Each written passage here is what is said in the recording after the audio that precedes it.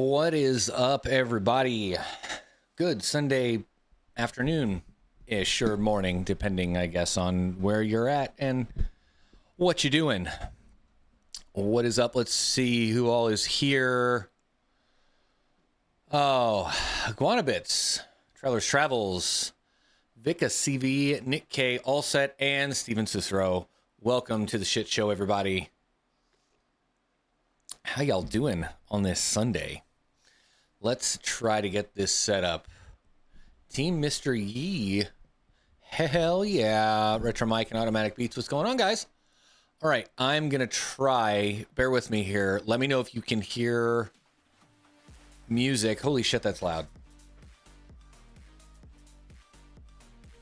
In the chat. If you can hear.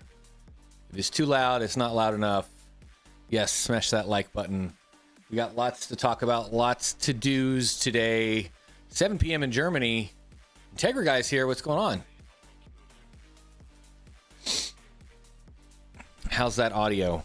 Can you even hear the music?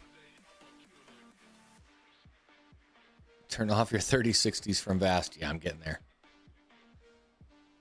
Setting up a demo. Oh snap! I just did a video on demo. Doing the a little bit of comparison side by side of the AutoPie and the Macaroon. I'll have that once it's approved. I'll have that out probably Tuesday, I'd guess. Tuesday or Wednesday. Come on, guys. Can you hear the music? Because I can hear the music and I'm jamming. Little low. Perfect. That's good. It doesn't need to be overwhelming. Just a little something in the background. Intro. The best music is when GPUs are mining. That's a good way to put it there, Nick. Right now my GPUs are not mining. Like what are we looking at here? This guy, I got a 4090 Founders here in the corner that I'm getting ready to do some swapperoos. I had to do another video first, but I'm doing some changes in my farm, in my GPU farm, and part of that is because of my $1,300 power bill.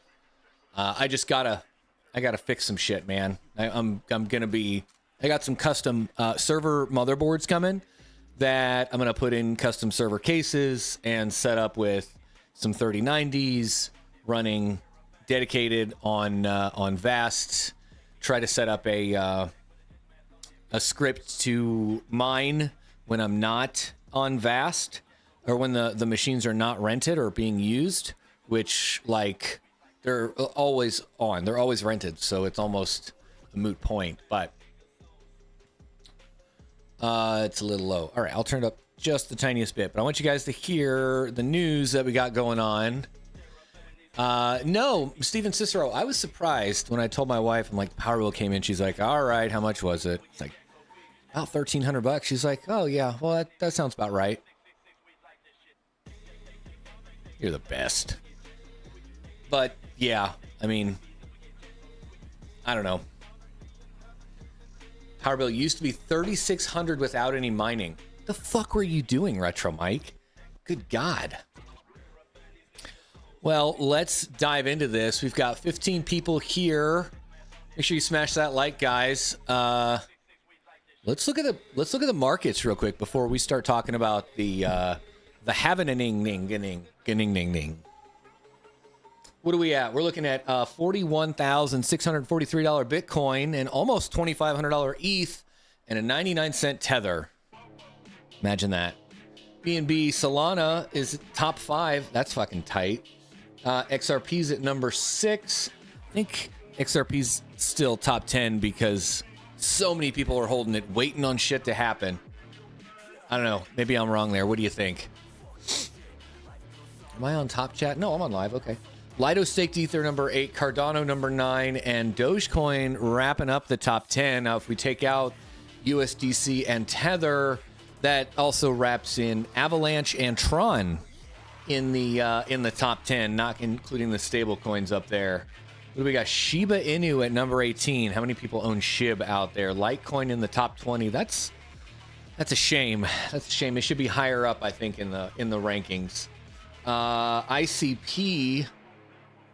ODB hit it. I ain't even gonna fuck with it. ICP forever with the Juggalo, Uniswap, Bitcoin Cash, and Cosmo. Who's got some Cosmo here?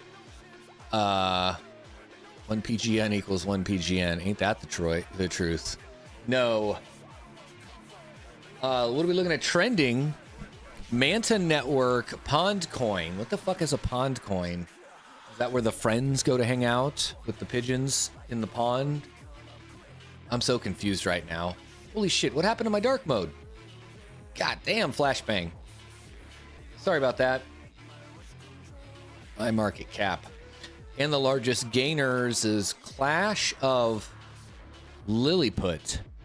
The fuck is a Clash of Lilliput? What is a Lilliput? And why are they clashing? Cartesi, I've heard of this actually. Where did I think I heard this? I don't remember where I heard this. But I have heard of this one. Don't know what they do. And not a protocol token. Over here on the coin market caps, let's just take a quick peek at the portfolios of the 30 coins in 30 days from 2022. At the end of 2022, this was worth like $83 or something. And today it's worth 600, over 600, and the majority of that is Chlor. And then 30 coins in 30 days from 2023, we're actually down a little bit. It's saying we're down a lot. Oh, well, that's $1.94. I think I was going to say that's weird because it showed a whole lot more. What the hell dipped here? Holy shit, look at that. 134 to 120. Oh, well, that's not much. It just makes it look like it. That's right. My portfolio at one time, take a look at this and weep, was worth $62 million. That's right. Thank you, Meow Cat, or Meow Coin, Meow Cat Coin. God damn, words are hard. An 8,000 square foot farmhouse, 6 barns, and 100 acres. That explains why your power bill was so damn high. Such a weird flux pump. Is flux pumping? Are we on the pumponomics? Hey, cool. We're at 61 cents, up 12.5% on the day. That's nice. That's nice. This is a long hold for me. I'm talking 2025 or so. Like when we get up to the $8-10 mark, I'll sell what I got. In the meantime, I'm just gonna hold it. All right. So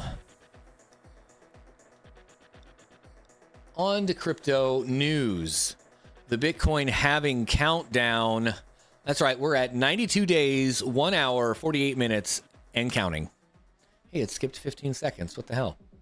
Unacceptable. Unacceptable. Let's see.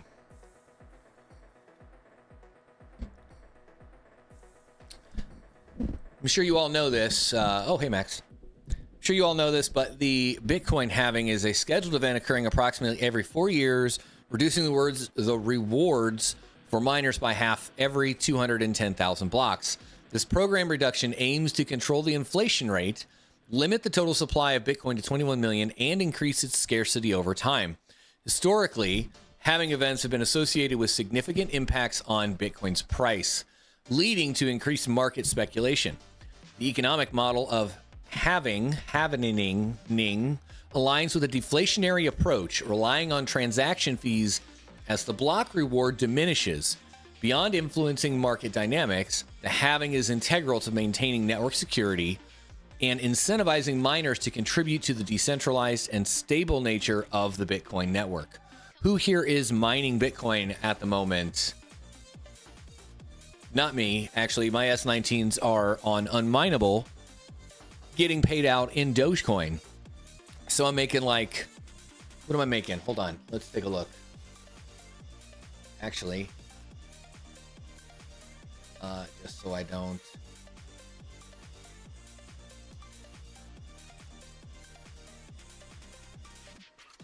Holy cow. What am I looking at here? Hold on. Yeah, Dogecoin. So A6. Holy crap. Sorry, guys. There we are. That's much more better. So I got two S19s, 95 terahash, and I put Hive OS firmware on them. So I've got them turned down to 2,000 watts, which in turn has given me 75 terahash. So between the two of them, at about 4,000 watts, doing 150-ish terahash. So that's 128, 130 Doge a day. Well on my way to my 10,000 Doge goal for this year. Won't take me very long to hit it for sure. Also, while I'm talking about unmineable, I'll make a video about this in the future, but I actually have a custom referral code that I worked with them on getting set up, and the code is Geek.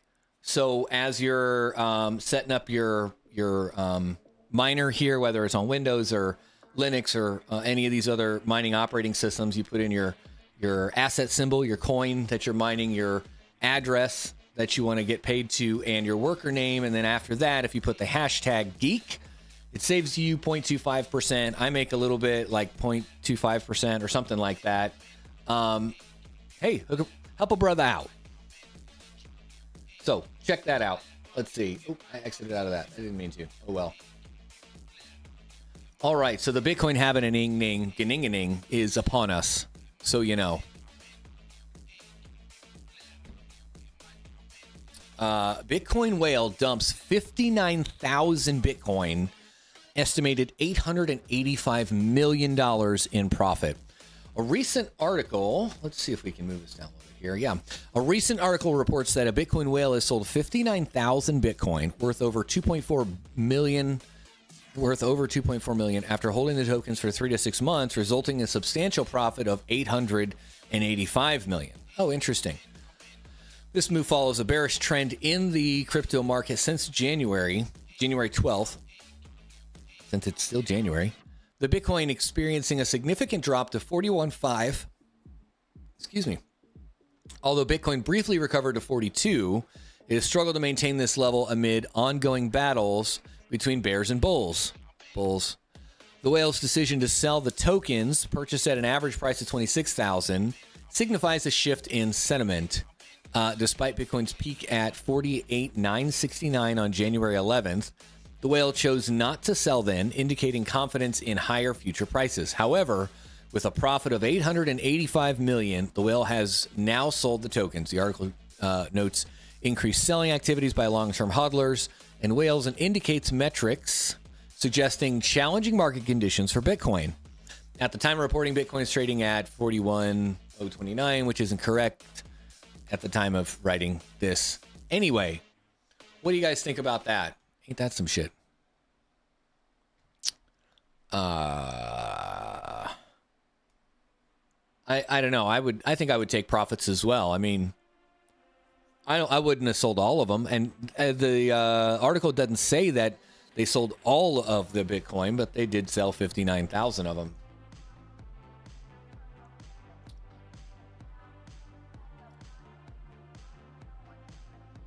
Okay, here it is.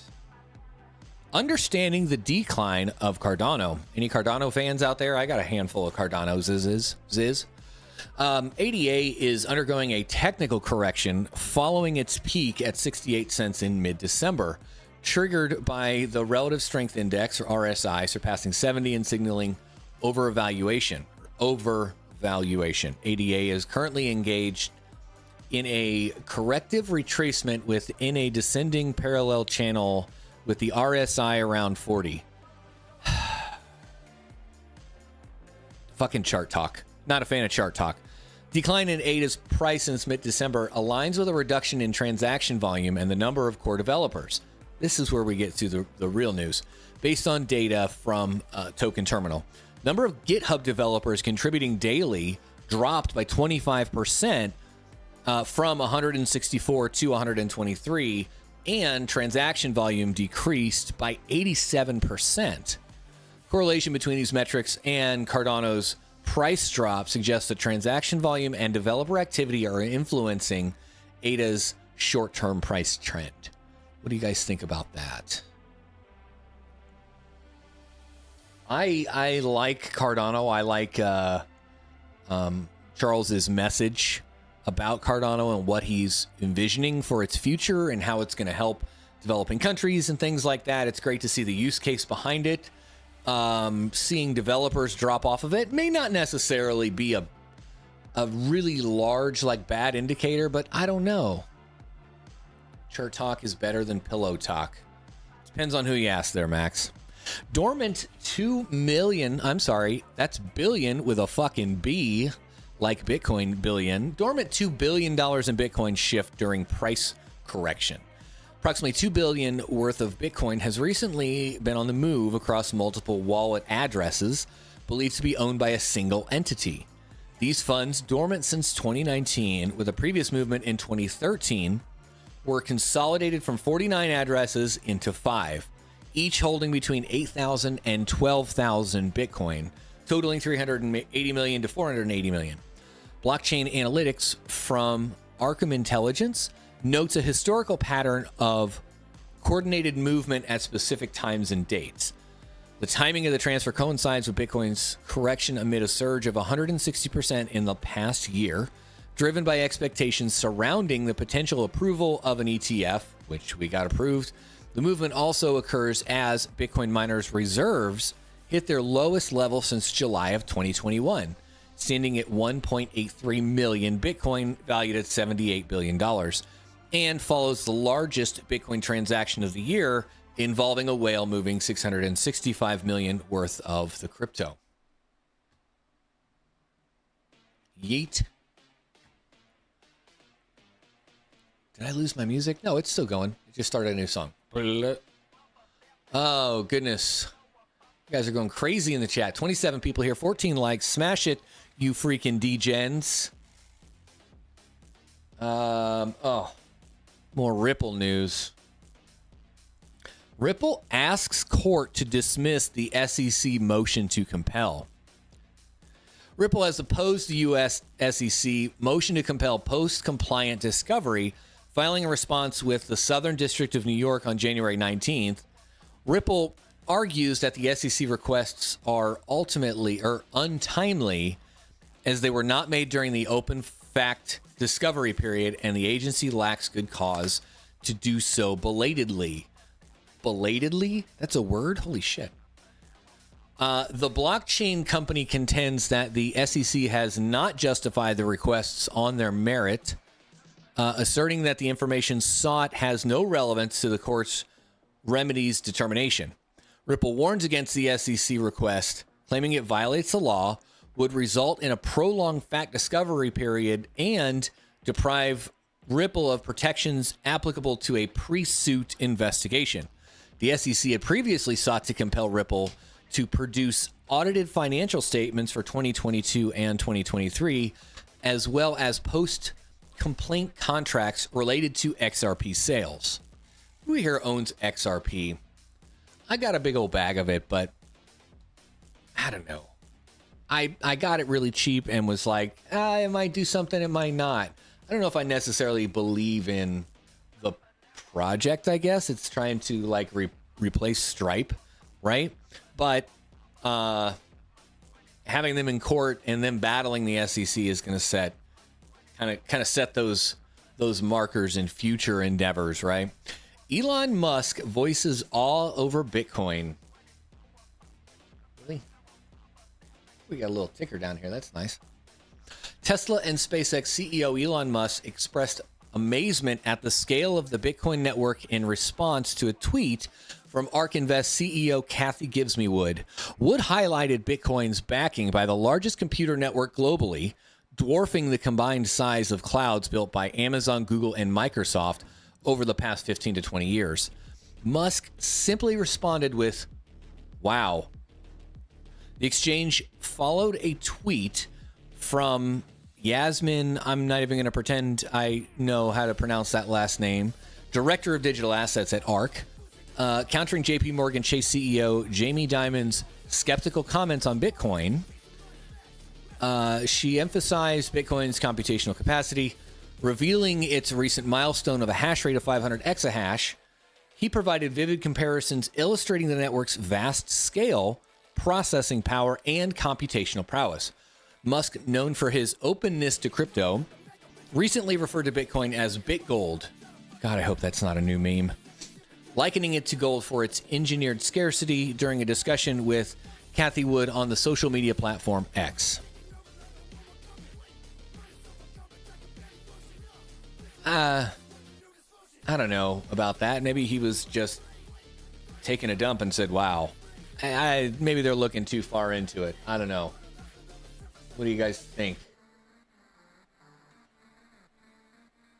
Beware, scammers are now selling RTX 4090 graphics cards without GPUs.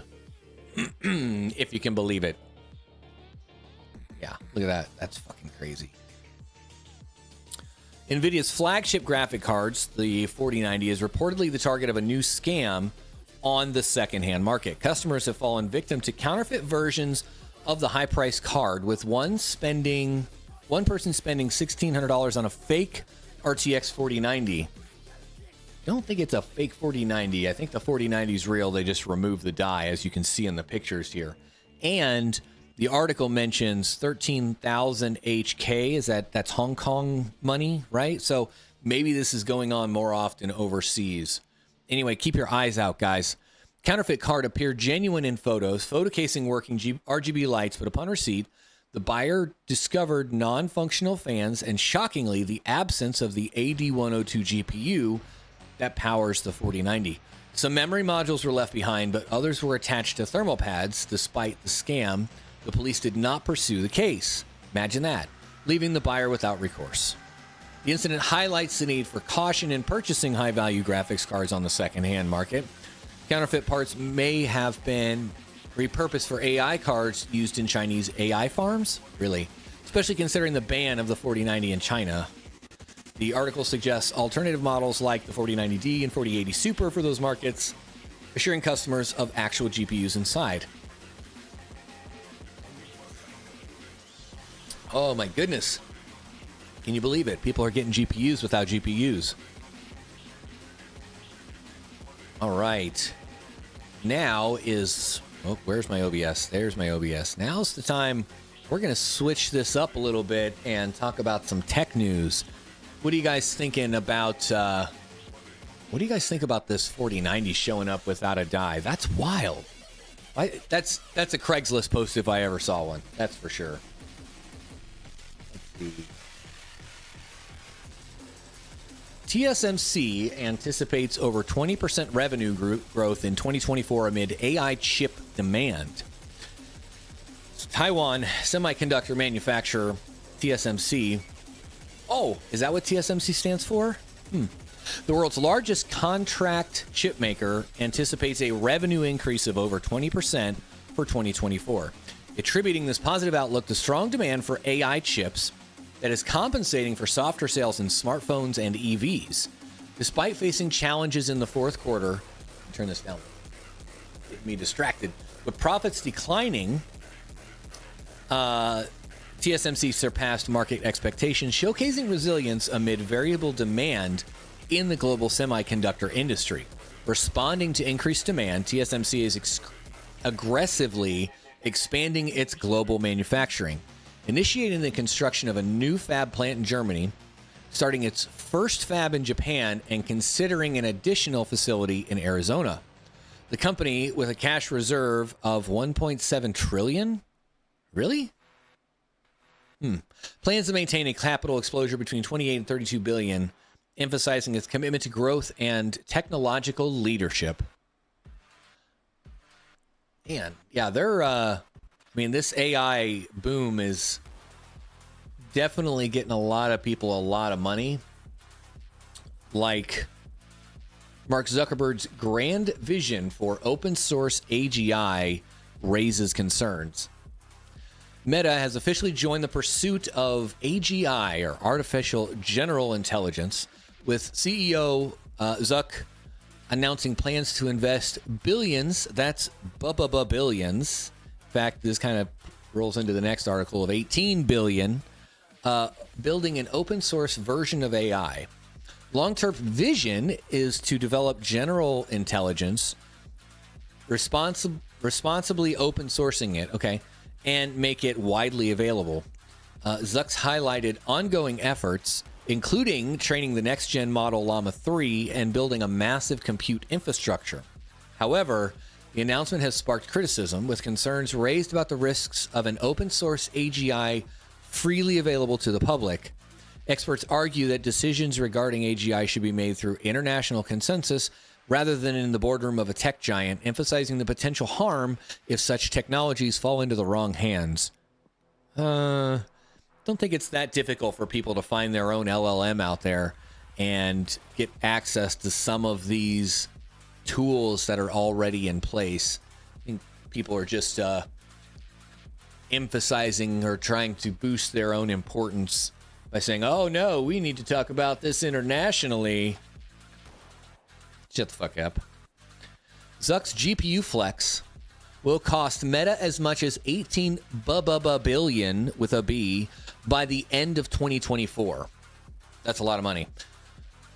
Zuck revealed that the company plans to own approximately 600,000 GPUs by the end of 2024, primarily to support its effort in generative AI. The disclosure came in a brief video where Zuck emphasized Meta's goal of building general intelligence to make AI tools available and useful to everyone in daily life. The GPUs, mainly NVIDIA H100s, are crucial for training large models that power generative AI services like ChatGPT. With each H100 GPU estimated to cost around $30,000 to $40,000. He needs to shop around for that. Meta's GPU stockpile could potentially cost up to $18 billion.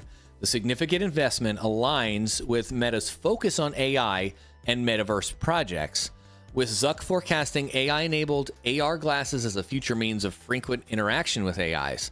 The announcement follows Meta's substantial spending, including the $13 billion invested it made in the metaverse division, Reality Labs, in 2022.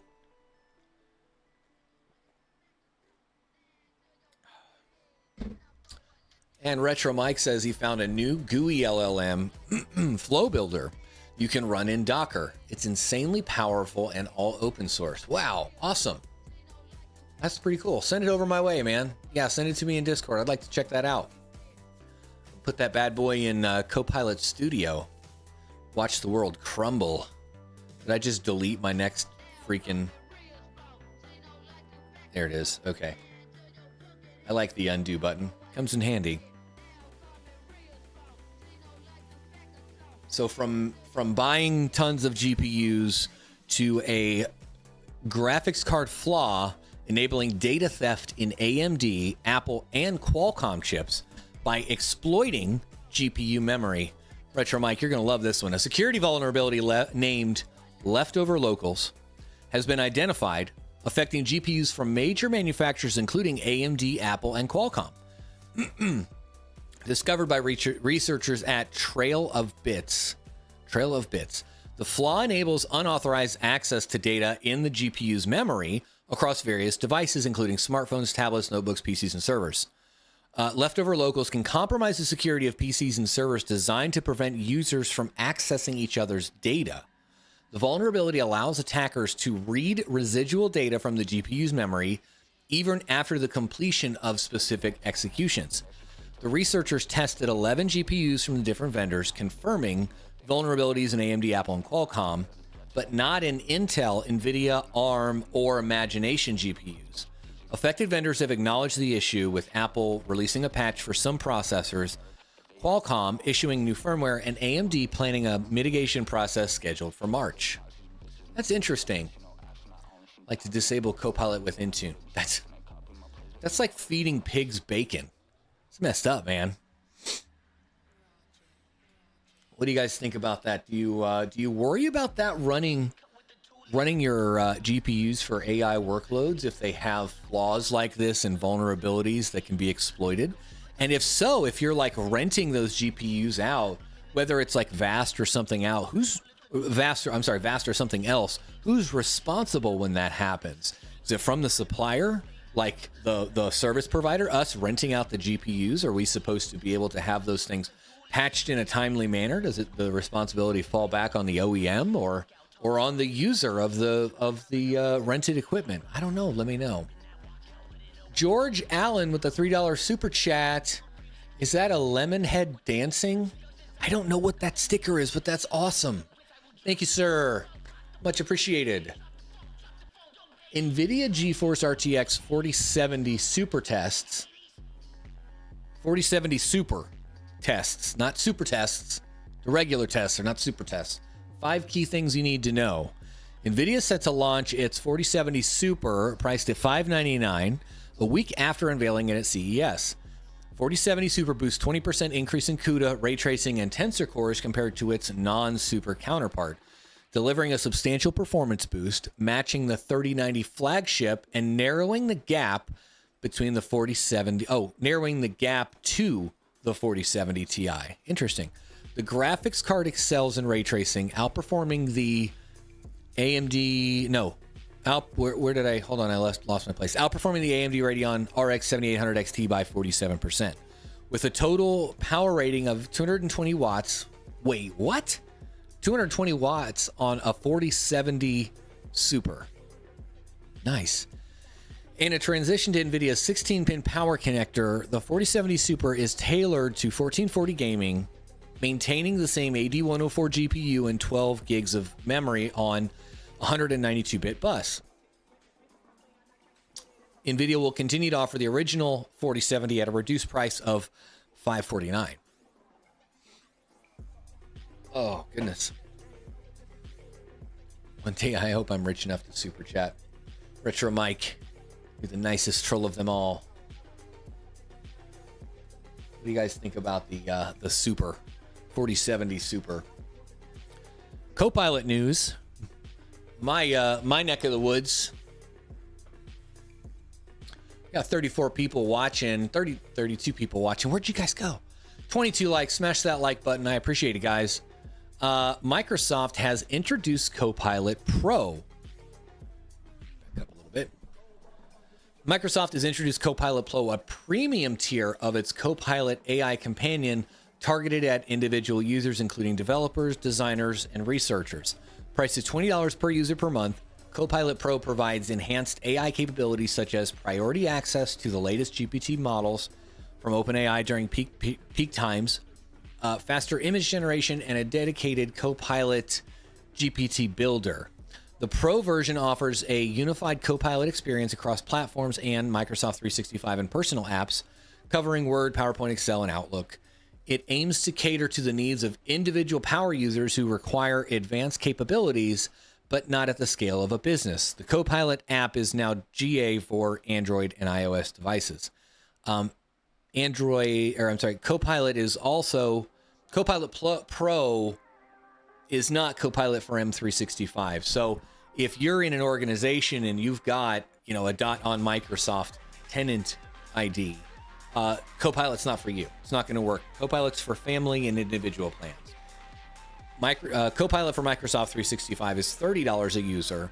As of right now, at least, purchasing through a CSP partner or a CSP provider, you're gonna spend a year worth upfront per user. So they don't have that monthly option like the rest of the new commerce SKUs that are out there. It's only an annual commitment. So you can expect to spend $360 per user to get a year's worth of CoPilot for 365 to use in your corporate 365 environment. Things like Teams, SharePoint, OneDrive, where you can talk to it in your natural language and get answers back that are geared and tiered more using your company's data, because it's essentially using the LLM, the public LLM on the Microsoft side, but it's incorporating that semantic indexing within your company's specific data, again, in SharePoint, OneDrive, Teams, and then all your apps and stuff.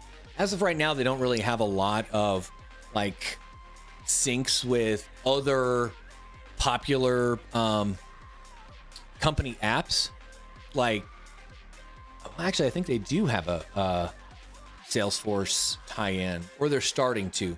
But things like ServiceNow or ConnectWise or Kaseya or whatever, their CoPilot is not tied into that. But you could expect each of those or majority of those kind of OEMs to come up with their own AI piece. And I can see eventually all these AIs talking to each other in one centralized, like, unified database almost. Like all the AIs come together at a hub and spoke pattern, kind of talk to each other so all the apps can interact in an advanced AGI type of format. Sorry, I went off on a little rant there, guys. In case you couldn't tell, I deal with Microsoft stuff on a day-to-day basis in the day job. Dave is here for the cock and balls. Hey now. This is a family show.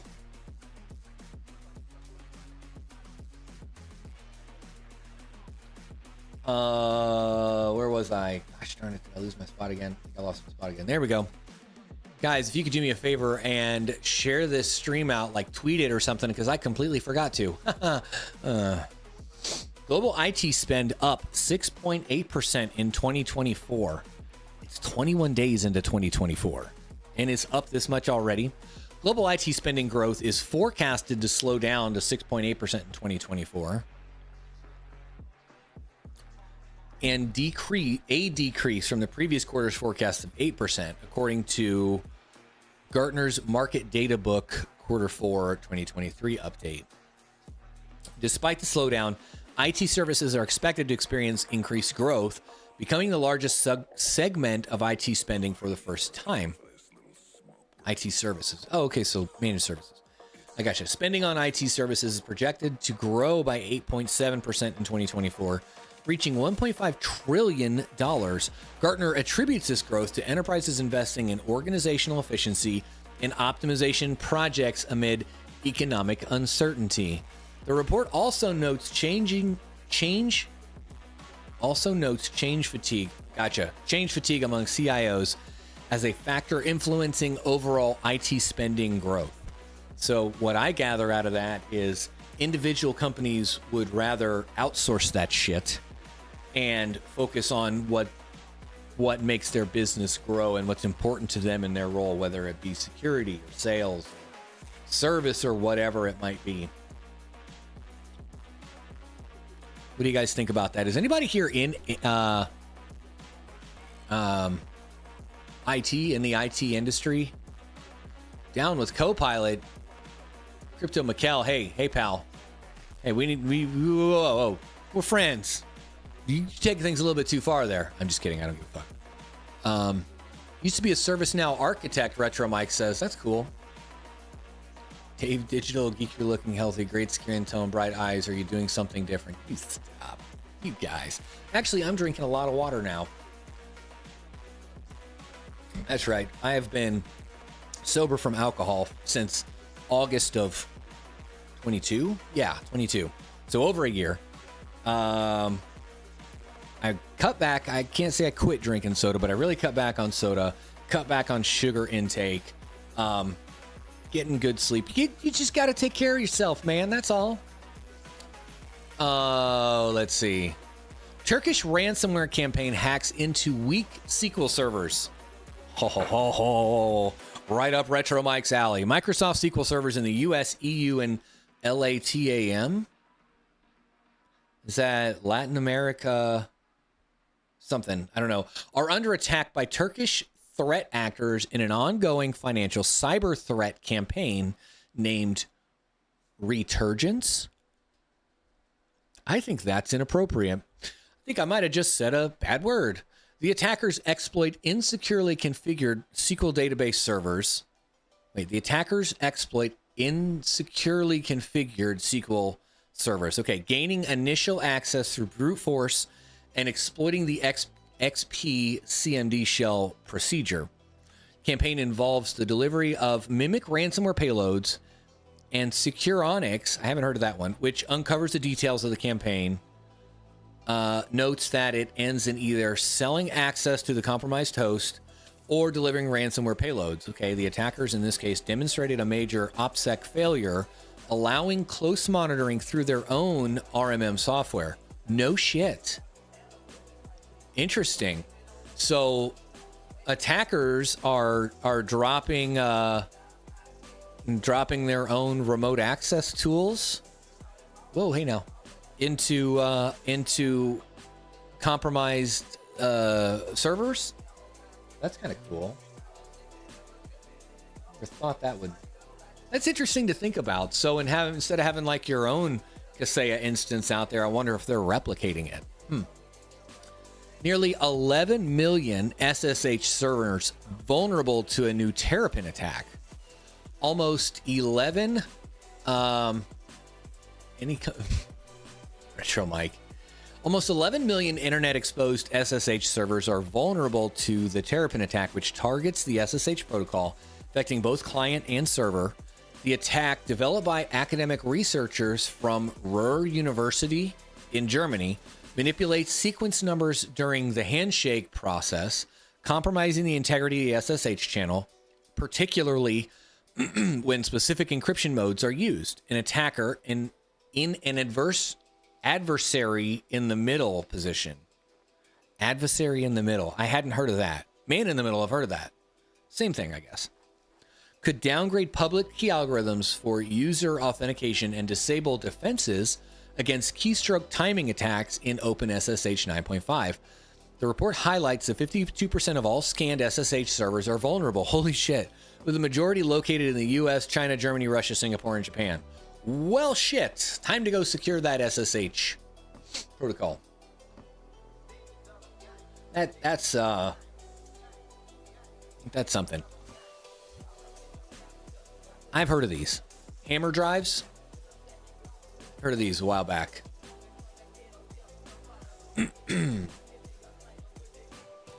Some IT. Delivering eco-friendly computing power. That's not the right. This one. Okay. Did I skip something? I might have skipped an article. Oh, that was the next one. I got the two mixed up. Okay. Seagate is introducing the Mosaic 3 hard drive platform, implementing heat-assisted magnetic recording hammer drives to bring 30 terabyte hard drive units to the market. This marks a significant advancement in magnetic storage, enhancing data archiving solutions in the hyperscale market.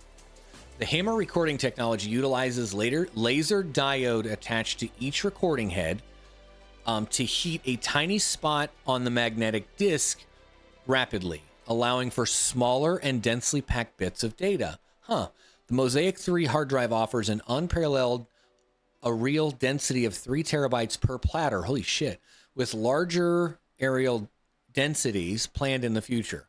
The new technology includes innovations such as super lattice platform alloy media, among others.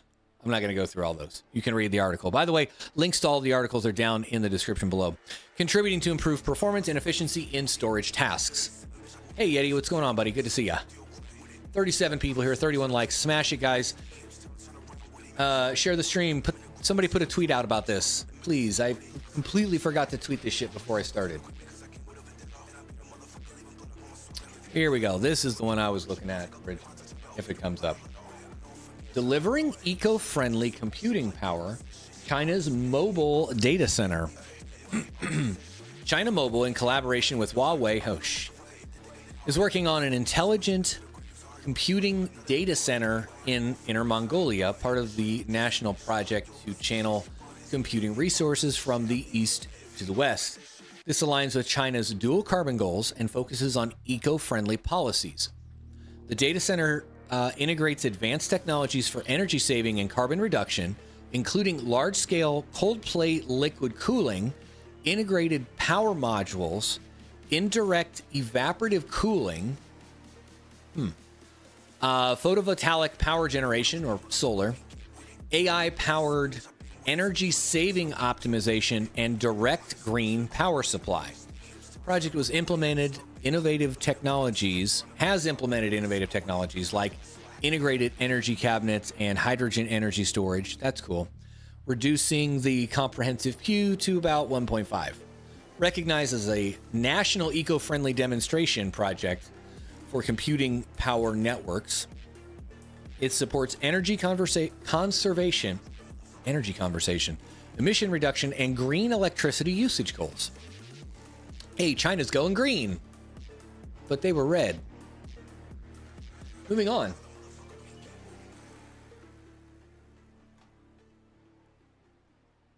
Did I lose my slide? Okay, some Ryzen 8000 APUs could drastically reduce SSD and GPU performance.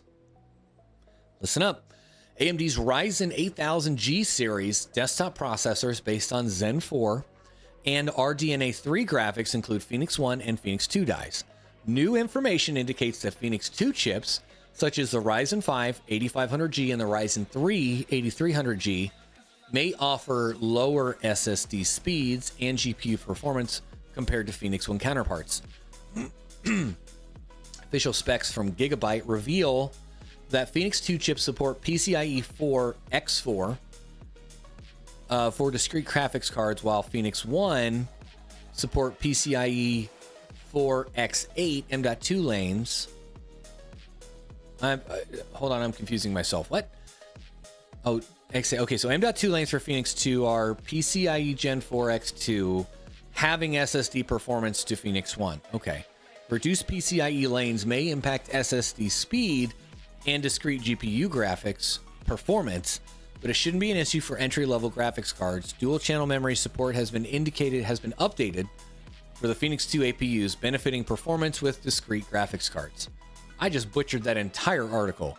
You guys should go check it out for yourself. Link in the description.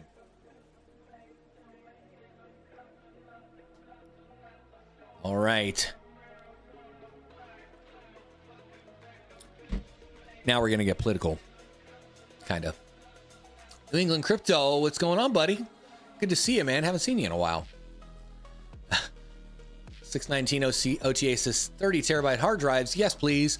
My Plex needs it. Oh, man. You using Plex? Not Jellyfin? Come on now. Noob. I'm just kidding. Yes. Anyway.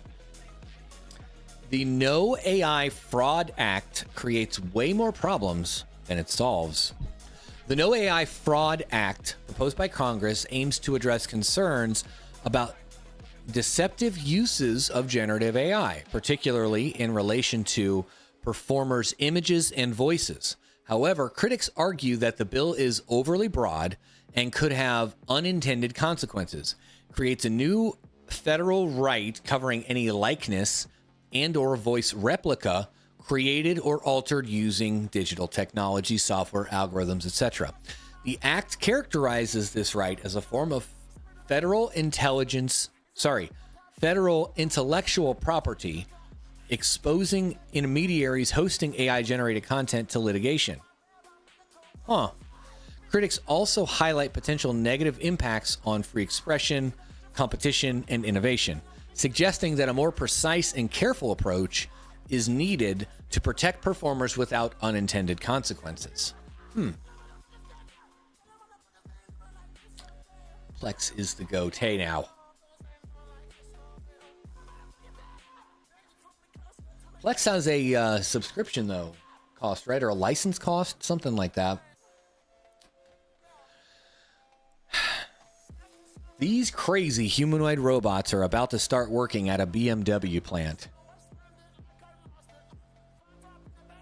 Why's it got to have a head? That's what I got to know.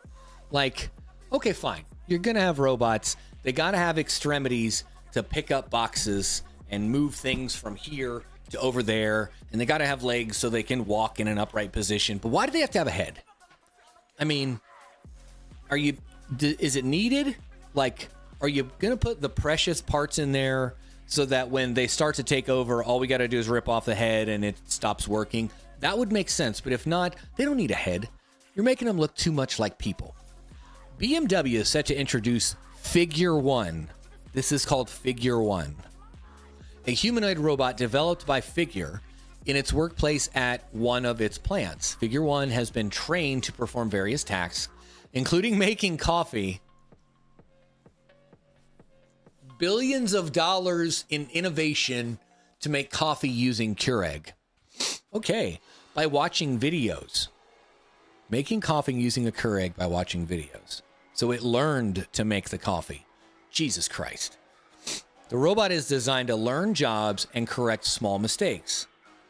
Okay, that makes sense. Showcasing its adaptability. is expected to join BMW's Spartanburg plant workforce within the next few months, and the goal is to make certain tasks more autonomous, allowing human workers to focus on more critical aspects of their job. Sounds like CoPilot. The specific tasks Figure 1 will undertake at the BMW factory haven't been announced yet. How would you guys feel walking around the office and one of these fucking things goes walking by, doing a job that you were supposed to be doing, you know, that was part of your job description, now it's doing it? Interesting to think about there. Finally, university trials using waste heat from supercomputer to heat homes. Sounds familiar. The University of Edinburgh is conducting a $3.2 million feasibility study to explore the possibility of using excess heat generated by its supercomputer to heat thousands of homes in Scotland. The supercomputer, known as ACF, produces around 70 gigawatt hours of excess heat annually. The study aims to assess the potential of utilizing this excess heat to warm up to 5,000 homes in Edinburgh by enhancing cooling systems to transfer captured heat into water stored in a disused mine near the ACF. Wait, what? The project, with contributions from industry and academic partners, aims to find sustainable solutions for heating homes in Scotland and address fuel poverty issues. Huh. That's interesting. That's interesting. What do you guys think about that?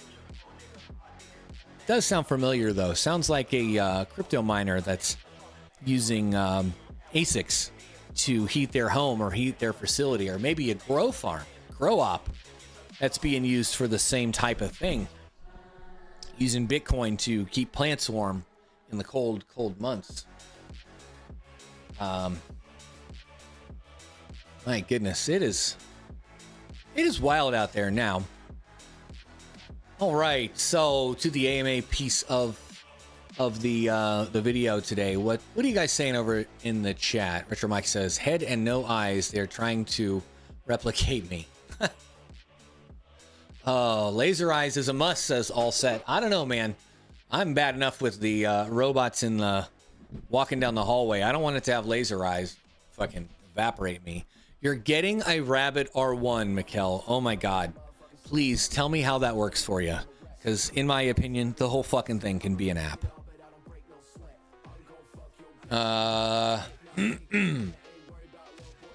Let's see. 619 OTA says you tripped that fucker. But then what if you piss off the robot? You don't want to piss off the robot. Robot lives matters. Warehouses at the company I work for, not my warehouse, use remote control forklifts to unload and load trailers. Put away and packing it still done by humans for now. Wow, that's wild. What else are you guys saying? Retro Mike says, we don't want Yeti creating anything involving me. He's already threatening to present a digital version of me to Randy. Oh my. Ain't that something? Cape Cod Crypto says, I'm an IT manager at infrastructure and security. Cool. Very cool. Retro Mike's in cybersecurity. Yeah. 619 OTA hasn't had soda since Y2K. No shit. Good job, man. It's going to be 60 degrees down here next week. Yeah, it's going to be like in the 20s here, man. Ain't that something? It's not that bad, though. Sox fan used to be a telecom engineer. My condolences, my friend. Burns in the IT field. Looks like we got a lot of IT people here in the community here. Richard Mike says, any company that uses SP CMD shell deserves to get hacked. Oh my gosh. CMD shell lets you run any command line on the server. Ain't that something? Oh, fucking chat jumped on me. Why does it do that? Yeti's going to set up a retro LLM and train it off all of his YouTube videos. Oh my gosh. Oh, hey now. What the hell? Chat box, get off. Okay.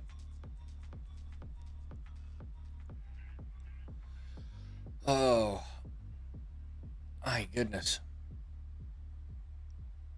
Oh, How long have we been going live for? 55 minutes. Not bad. Not bad. I need to get more sleep. My back is killing me. Yeah, I'm on live chat. So, Crypto McKell said, you're getting a Rabbit R1. What makes you want to get that little thing? Like, I saw it from the CES, whatchamacallit, at the overview of CES. But it just doesn't...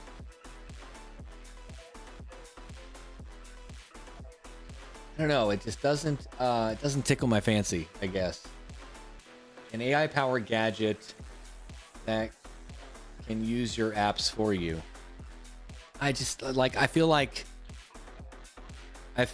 this could be its own app. Why does it need to be a hardware device? Kind of like. I don't know. Kind of like the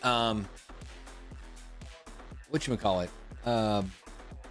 Hive Mapper, you know. I mean, when it first came out, I'm just thinking this is gonna be an app, and then Nadix comes out and it's an app doing pretty much the same thing, similar, not exactly the same. In fact, Nadix is kind of cool. I downloaded it the other day and started playing with it yesterday when I was out doing errands and taking the kid to work and picking her up. Like they give you missions, and each mission you get points for doing and completing the mission. You know, they want to 10 new roads within this certain amount of time or something like that, and you get extra points for completing the mission. It's pretty cool. Greater Good Mining, what's going on, buddy? Good to see you. Thanks for coming. Beginner's Block, what up? Steven Cicero works in a call center for an ISP. So you're the one, you son of a... Just kidding. Gonna buy a Rabbit R1 and send it to go to unbox. Please don't. I mean, you could send it as target practice. I don't know where I'd shoot it now. I need to find a good shooting range out here. I haven't found any yet. They're all like indoor ranges that are, you know, 25 yards at most. I need a long distance. I need a 1 mile range. That's what I need.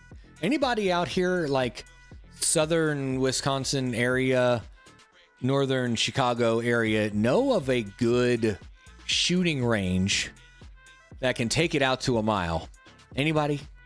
Bueller, anyone? Yes. 619 OTA. Hive Mapper stated that they started with phone cameras and quality was horrible. Yeah, I agree. They did say that they wanted a dedicated device for consistency and clarity that they could count on, which makes sense given their customer base is probably a premium compared to some of these other customers that are going to be out there for like the Nadix style apps where I had it on my dash, right? And it's snowy as hell out there.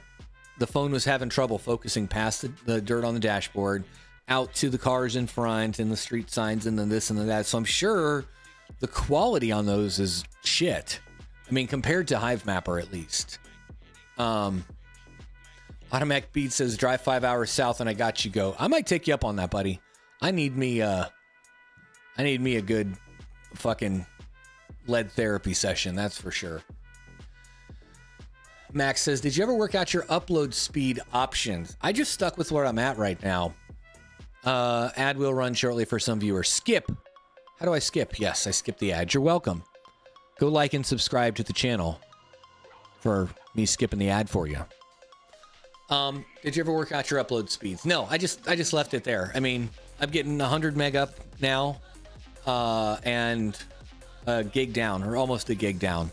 So that's not too bad. It's especially if I'm downsizing my vast farm. I'm going to be taking a lot of those GPUs off completely, and instead I'm going to be focusing on multiple GPUs in dedicated machines, servers, workstations, yada yadas. The I gotta think of something. I can't do these $1,300 power bills anymore. 619 OTA says, my friend said his neighbor cuts his trees down with shotguns. Oh, I see why you're asking about the upload speed. Because I have potato camera going on. Son of a fucking fuck. I have not spun up a pigeon node yet, Retro Mike. But I will. Automatic beats. We're not going to talk about Foyd cards. Cape Cod Crypto. No good ranges out in Massachusetts. In Taxachusetts, you mean? Yeah, I gotcha. So I feel your pain. Yeah. Sucks, man. There's one. I think there's one that's 300 yards in southern Wisconsin. Wisconsin? Wisconsin, says Integra Guy. I might have to check that out. Only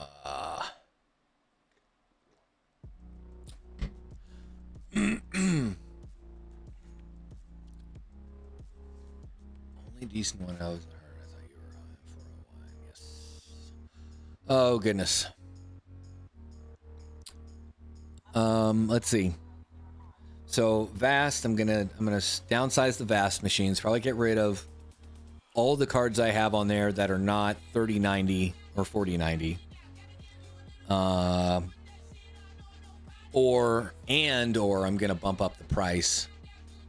Retro Mike, the $1.99 super chat says downsizing Vast Farm, you're my hero. Well, that doesn't mean I'm gonna put anything more on mining on crypto.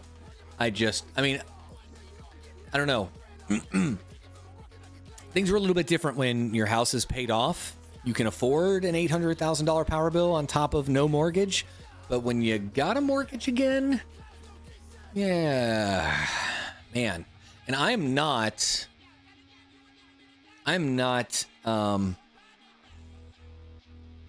trying to mine to sell every day or every month or whatever to pay the bills. That defeats the purpose, in my opinion. That's the short-term vision of a long-term goal.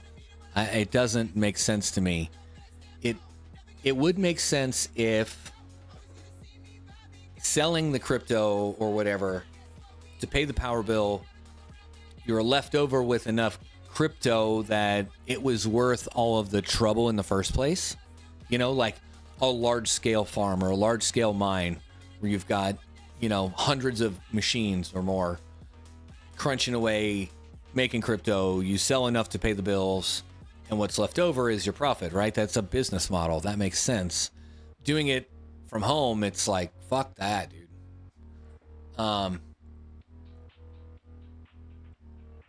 619 OTA. I did have solar.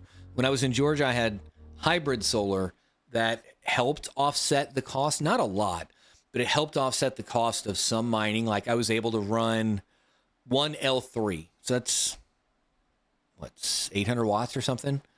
24/7, or mostly 24/7 on solar. Most of the time on solar. Like 80, 90% of the time. Completely off grid. But then it would, the auto transfer switch would kick it over to grid power when, solar wasn't taking care of it. So it was like an automated hybrid process. I sold all that when I sold the house in Georgia, moved out here. I've got some roof work I actually need to do in the garage, make it a little more structurally sound, as well as secure and whatnot. God damn, that potato quality is fucking crap. There's got to be a kid upstairs playing a video game right now. Anyway, Steven Cicero says, I just work more overtime. Fuck that. I don't get overtime. I'm salary.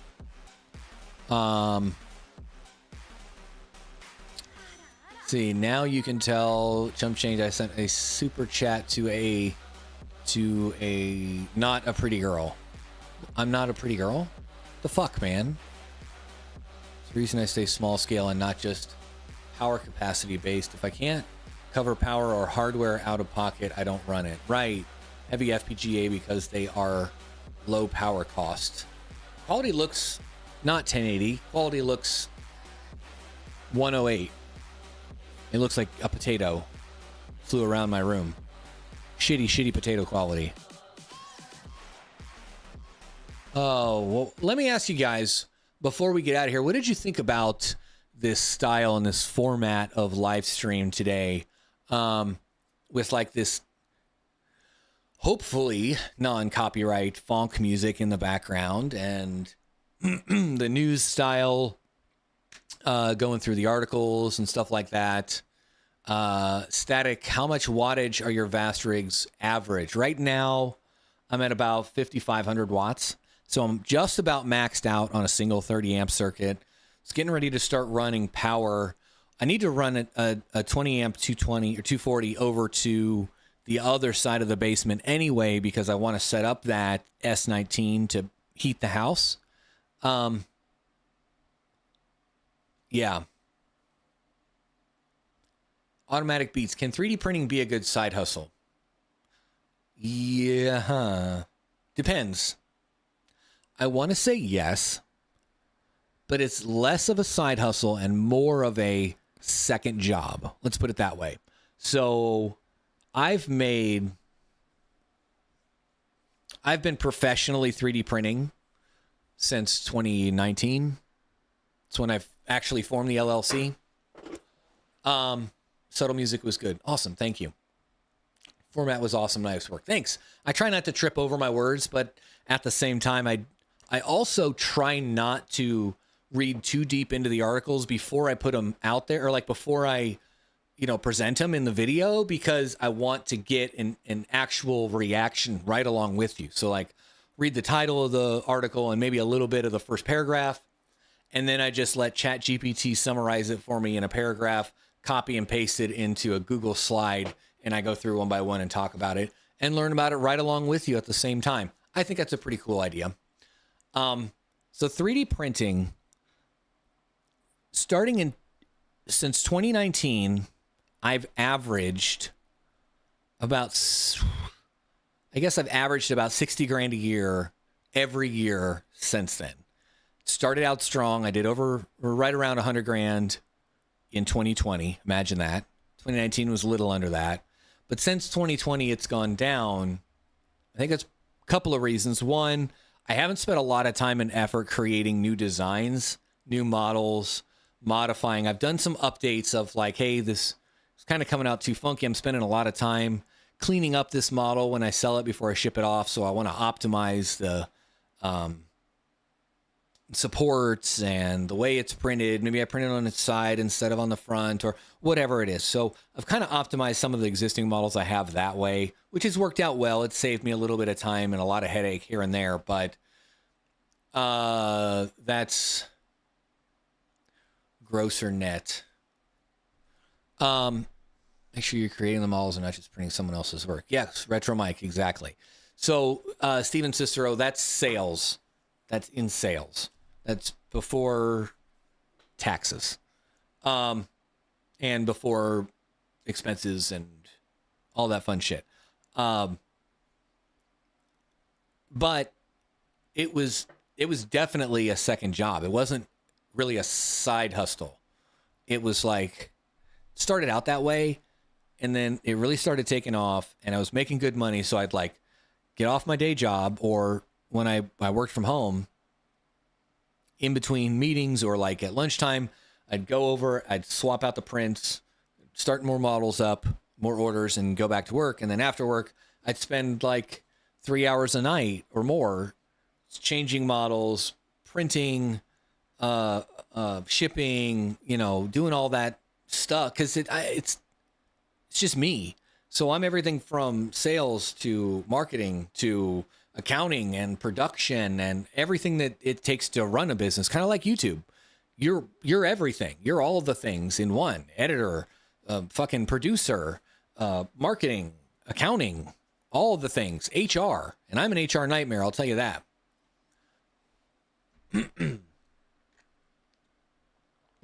So can it be a good side hustle? Yes. Is it going to consume your life? Yes.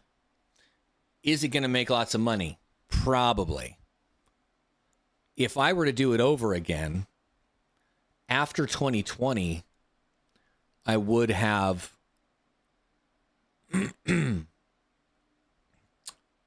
after 2020, I would have focused on kind of expanding into or niching down into more detailed and specific models. So I've got 21 3D printers, and I can print and sell a whole lot of shit, right? But they're all like the same, just PLA, and it's, you know, a pen holder and this and that. They're all just little trinkets. I would, if I could go back in time, I would focus and niche down on specifically more higher quality products that I could charge more for, but produce less of, so that when I make a sale, it is more worth my time. Because yeah, sure. I mean, you pull a model off the printer and you put it you put your build plate back and you hit print and you walk away for 18 hours while that prints. Okay, fine. You still got to clean up that model, ship the model off, deal with customer service, and all of the stuff that comes with, again, running a business. So it's like 3D printing made me a lot of money that then I reinvested in the business. But I feel like I could have reinvested it differently and focused on, instead of larger production quantities, focus on a better production quality. And I think that's what I'm going to focus on going into 24. I've actually got my site shut down at the moment. It's on vacation mode or whatever, because I got to dissolve the Georgia LLC and get a Illinois LLC. And I think I'm going to do I'm going to do two this time. One that is on 3D printing, and one, all the other things like my YouTube and my mining and my Vast and my this and my that, all my other side hustles. So I've got Alex that's getting a W-2, and then I've got my 3D printing design company, and then I've got a technology company or an industry company or something else that I can utilize to funnel more of my side hustles through, right? Red Panda's here. What's going on, buddy? Retro Mike says, oh gosh, it's Mr. Ignore whatever Retro Mike says. Well, I mean, you make it hard not to. Get riggedy wrecked. Son, how many printers do I have? Automatic Beats, I have... So running at the moment, I only have like 12. Because there's various Ender 3s that I need to update firmware or just fix in one manner or another, right? But altogether, I have 21 Ender 3s, or 20 Ender 3s. And then I've got a CR10. That's the big, large 400 by 400 by 400 large format printer. Yeah, so I don't know. I might get a resin printer like an Elegoo and try playing with that, seeing what I can come up with like on a smaller scale. I know some of these like miniature figurines that like tabletop gamers use when they're playing like D&D and stuff like that. If you can produce it, if you can produce it in good quality, they sell for bank. Like it can in a volume capacity, like it, you know, as much as this much material makes this many models. Yeah, there's good profits on that. Panda says he needs RAM. Hey now. Damn, that's a whole ass 30 amp. Just about. Well, no, not really, because they're all running on 110, actually.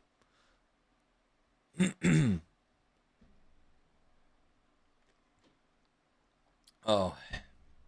Sounds like embezzlement and tax evasion. I like it. Chuck Danger. It's not embezzlement and it's not tax evasion. I'm following the tax code, and it's accurately depicting where funds are being spent. That's what it is. Panda, you going live yet? Thought you were going to go live at 11, because that's what was originally planned. You went live at 11. I went live at noon. It's cool, man. I'm not bitter. Leave my D&D people alone. Crypto Mikkel.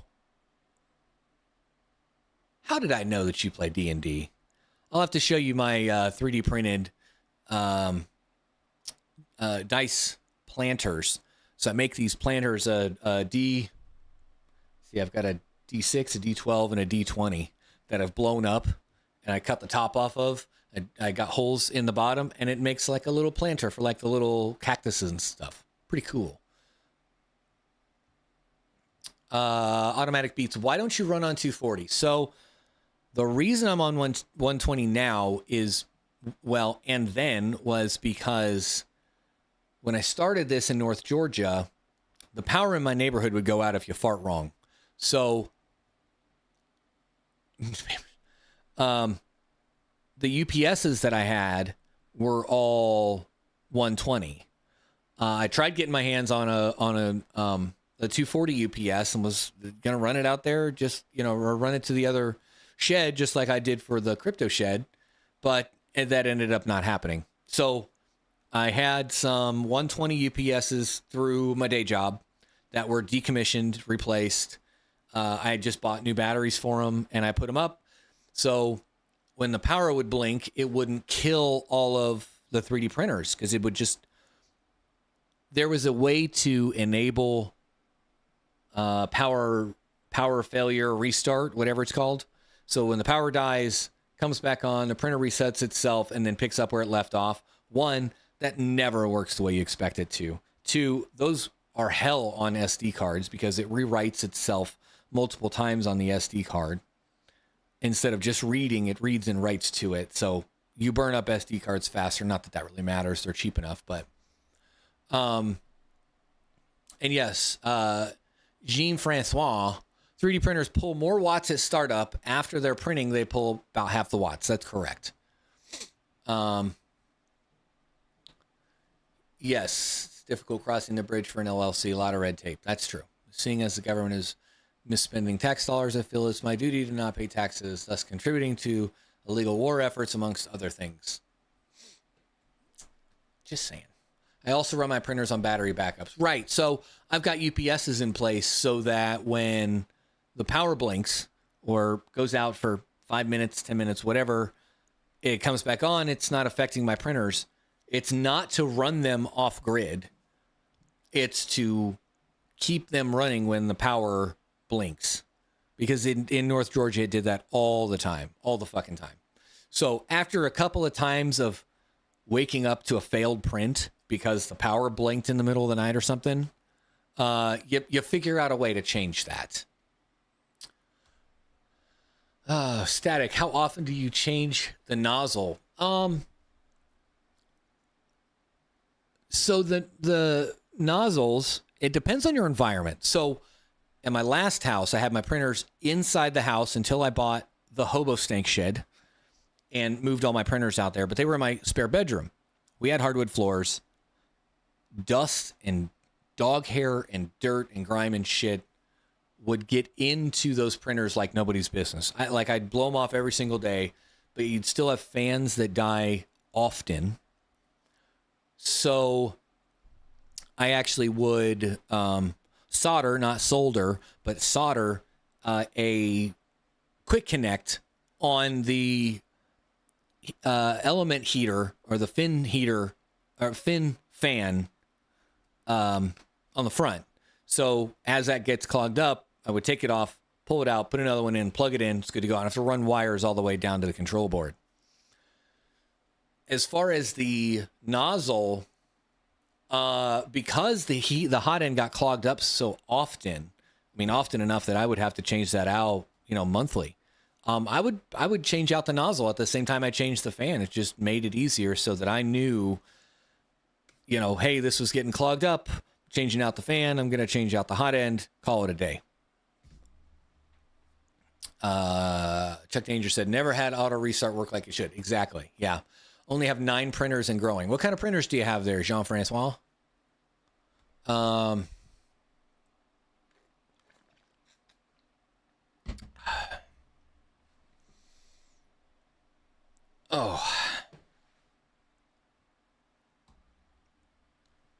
I don't know.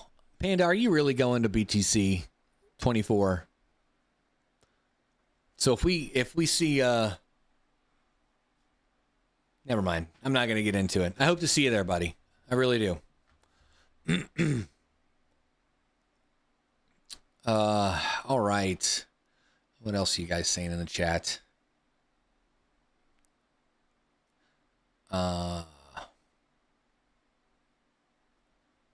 Toughest filament to print with. ABS. ABS is a pain in the ass to print with. It gives off fumes that you really shouldn't be breathing in. It works best in a actively heated chamber, not just like putting a box over your 3D printer that doesn't actively heat the chamber. It passively heats the area in the printer, but most of the time special printers are needed to really get good results out of ABS printing. PETG is kind of a pain with the Ender 3 if it's not set up right.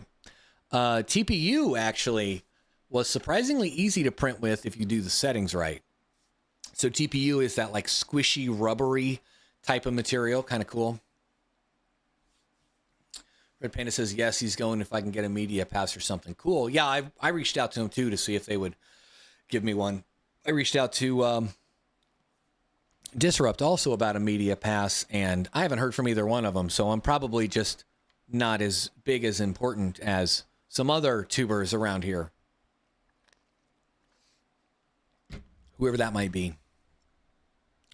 Live karate combat at BTC Nashville. RPM versus Retro Mike. Can't be as good as the live karate combat at Cypherpunk. Cypherpunk. I hate all of you. That's funny. My God, what the hell? You guys are crazy. Giving Panda the worst advice from this moment forward. You know. Wish I had time to start messing with 3D printers, just no time. Yeah, HashForce, it is time consuming. It is a time consuming hobby. And, you know, I've realized in my 40 years of existence that sometimes a hobby just needs to remain a hobby. If you start using it to make money and it becomes a job, it's not fun anymore. Anyway, to pose as you, no one will know the real Panda. That's funny. Okay, guys, I'm going to get out of here. Do we have anybody over on the Tubes of You that's streaming now or next that maybe we want to go raid? Rabbids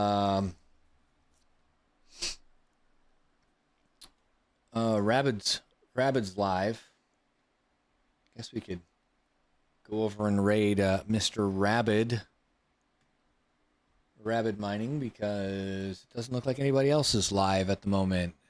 Where did you move to? Yeah, Hashford, I moved to Chicago from outside Atlanta. Outside Chicago from outside Atlanta. After someone turned the heat up. Yeah, Chuck Danger. So my Ender 3s, I've got a couple Ender 3 Pros that have the end of it is modified so that the Bowden tube goes completely into the end of... like all the way up against the gears on the extruder motor.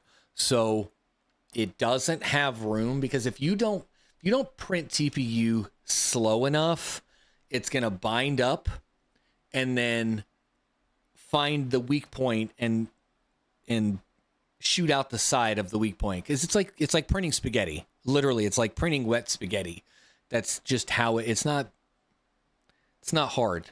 It's very soft and squishy wet spaghetti. So you've got to have it timed right, that it's feeding in pretty much the same timing to melt and spit out the other end. If that makes sense? So if you got your settings right and you've got your hardware right, it kind of doesn't give room to to shoot out, to have the spaghetti shoot out the side.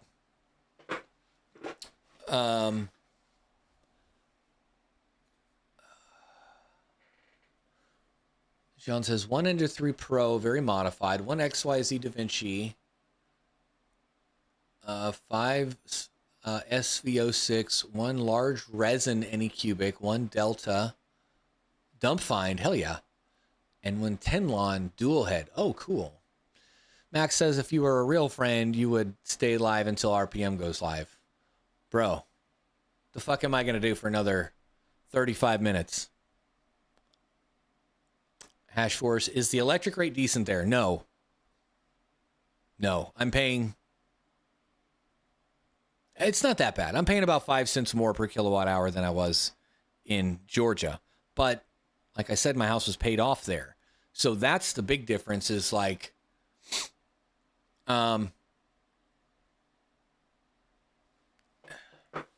I was more susceptible to paying out of pocket for things like I'm doing now because I had a little bit more, I don't want to say disposable income, but I had less bills to pay, right? TPU's no problem with the right setup. Nylon is a different story. I haven't printed with nylon. I'd like to print some nylon or some, I don't know. I don't know, man. I'm going back and forth. Do I want to keep printing? You know, do I want to keep going down this 3D printer rabbit hole?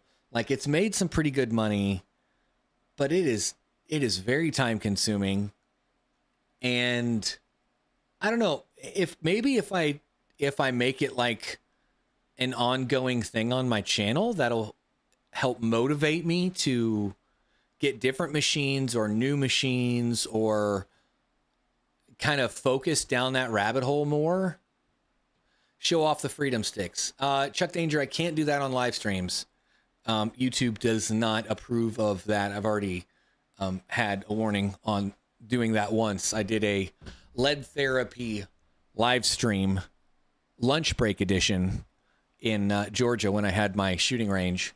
And almost immediately after starting it, well, it was a couple minutes in. Anyway. Yeah. Wanted to print nylons. What size am I? I'm a 38 slim. Patrick Murphy.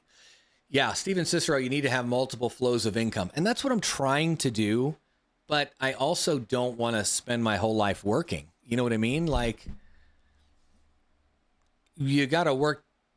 You got to work to live, but you don't got to live to work. And I don't know.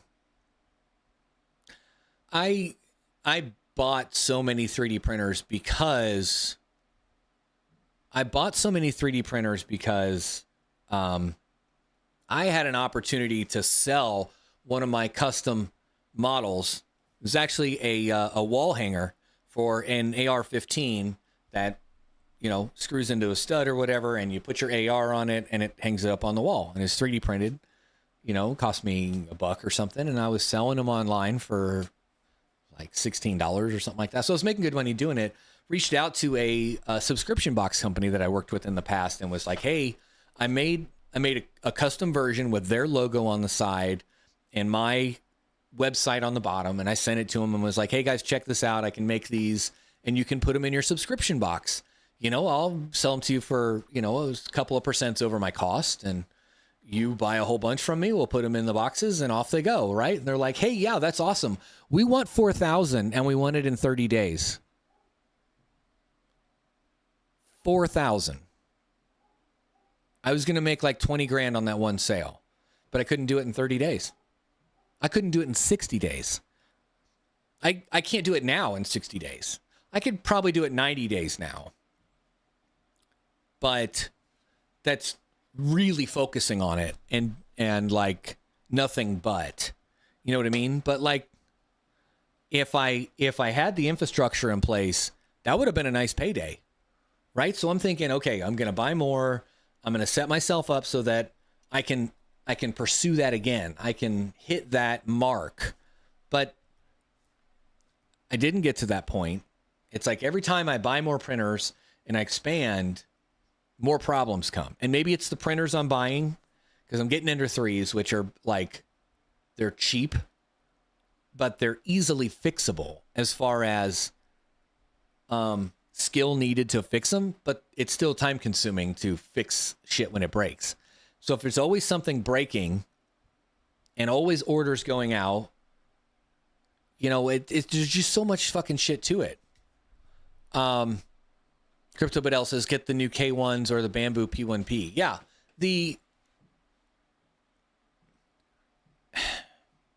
maybe.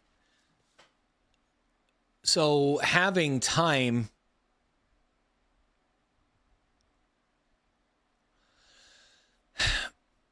I maybe. So like the bamboos are expensive. You know, I could sell half of my farm and buy one bamboo. They wouldn't print fast enough to replace half of my farm. So it would take another substantial investment to get, I mean, probably 4 bamboo printers would replace, you know, 8 Ender 3s. As far as like timing to print models, it would be a big benefit to have multiple color prints, even though it causes a lot of waste. Those bamboos with multiple colors, they shit waste. They really do. If I had a way to capture that and reuse it, maybe. Max says, this is where a network of 3D printing people to share contracts. You know, you've talked about that in the past. I know you have, and I've thought about that as well. There are like communities out there that do that. I don't know. It has its pros and cons. I do feel like if I'm gonna fucking yeet into this again, I need help. I can't keep doing this myself. I'm getting fucking old, and I'm getting angry in my old age, and I get pissed off, and I don't have a shooting range I can take out my anger on now. Just saying. Damn, that's empty. So, I don't know. My son lives here now. Maybe I'll get him to help out. Oh, we got royalty in the house. Mining King, K1 Max for the win. 600 millimeters a second. How's the quality on that when it's printing that fast compared to a slower printer? Like you've got some Ender 3s also, don't you? Or Ender 3 Pro? Have a K1, it's amazing. Paint the item or print in multiple colors. Depends. Found that the Savol had what the Ender 3 was missing. Self-leveling, linear rods, direct drive, just missing runout sensor. Yes, filament runout sensor. Oh my God. I would love a filament runout sensor. That would be fantastic. Self-leveling bed, it would be a nice to have, I guess. That takes up room on the ROM, on the EPROM. So the Ender 3 is never going to have that. Never going to have a good version of it, I guess. Not in the form it's in. The filament runout sensor I would definitely want. Fucking for sure. Linear rods, maybe. Direct drive. So I've had a couple direct drives. I've had like a Monoprice. I had the ANET A8. Worst fucking printer. Do not buy an ANET A8 unless you want to burn your house to the ground and go insane trying to build the fucking thing. Although I learned a lot about 3D printers building an ANET A8 from fucking scratch. I mean, like an Ender 3, you open the box and you put the 2 pieces together and you bolt a couple of things on. Okay, fine. An ANET, every screw, every little fucking piece of the chassis, it is all separate. You have to put everything together. It took me like 7 hours. It was insane. Steven Cicero. Oh, that's right. You got the Ender 3 V3 SE. It's just slow. Self-leveling is great. Nice. K1 has the sensor. Oh, gosh. ANET was perfection in 2017. No, it wasn't. It was still a mess in 2017. That's the only printer that I had that actually tried to kill me because it didn't have filament runout, or not filament, temperature sensing, the thermal runaway protection enabled by default. The option was there. You just had to go into the firmware and check it yourself. They decided they didn't want to send it out the door with it enabled. I think the company also sold fire extinguishers. Coincidence? Gantry assembly alone sucked. Yes, it fucking did. The price on the SV06 is good. All right, man. Now you got me interested. Because I'd heard of this before, but I don't think I've looked into it. Why are you asking me this? Fucking Amazon. Okay. All right. All right.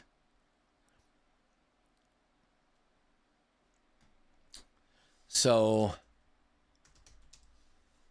the SV06, let's take a look at this. $250. Open source, all metal hot end, dual gear drive, 8.5 by 8.5 by 9.8. Okay. So it, I don't know. Okay, so we've got it running on rails here instead of, or rods instead of rails. Have you had to lubricate those? I had to use like that White Lightning lithium grease on, let's see, the Monoprice had rails, the A-Nut had rails. There's another one I had that had rails that I had to use that on because they would like bind up. So I had to keep the linear bearings greased. I don't know, maybe it was just cheap bearings I had.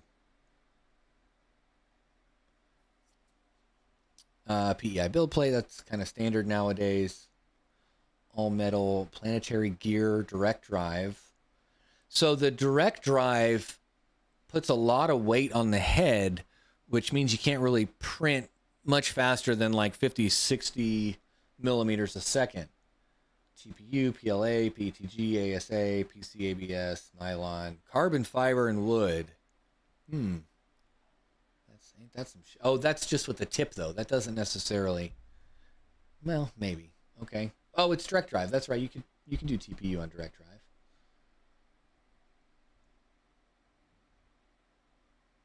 Huh. Okay. That's interesting. But for $250 isn't too bad. What's the difference there? Oh, and it rides on rods, on vertical rods too, not just. That's a lot of 3D printed material though. Huh, interesting. Might have to look into that one. ANET was the only non-monoprice sub $500 printer. It was great for the price, but the printer sucked. Yeah, that's true. Self-leveling is overrated. At least on the Enders, just print out bed knob clips to lock them in place, and they never move. Don't even need upgraded springs. I don't know, man. Those yellow upgraded springs, I noticed they did help. Because it was like less boingy, I guess would be a way to put it. Red Panda with the $20 Canadian. Thanks for the $3 in US. Thanks for everything, mainly for waiting till I stream in 20 minutes. Oh, you son of a bitch. You're paying me. That's funny. Excuse me. Retro Mike says, Anycubic Cobra Neo. I've heard of that one before. Direct drive does 100 millimeter print speed without issues. Cobra Neo.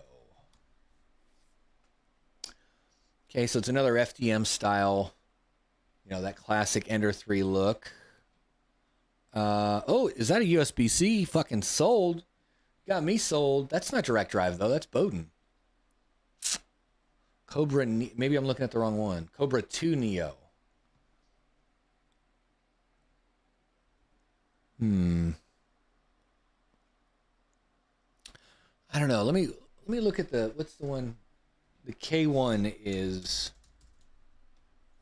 the one that yeah, that's a $500 printer though. That's my thing. Like, oh, the CR10 SE, that's nice.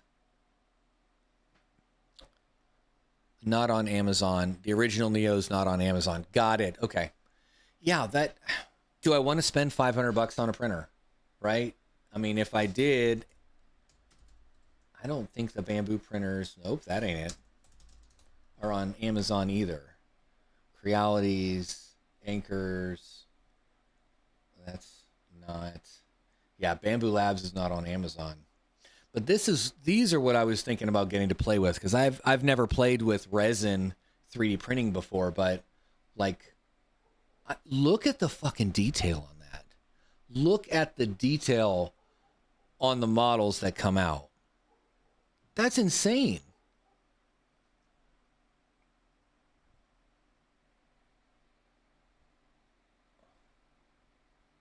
Now, I mean, it's like a whole different world of printing that I've never played with. Let's see here. Bamboo Labs A1. That's the little one. I wouldn't want that. If I was going to get... Yeah, I'd get the X1. What is an X1E? For professionals in engineering applications, okay? So it's got encryption, and it's wireless. With authentication, Wi-Fi connection, stable Ethernet connection. Interesting. Goku Vegeta print. Yes. Yeah, that's what I'm saying is like those resin printers, they produce such intricate detail because it's essentially lasers hardening you say it's lasers. It's UV. It's UV hardening resin in a specific sequence to create the design, to create the model. Like, I think I might just get one anyway, just to play with. That is so cool.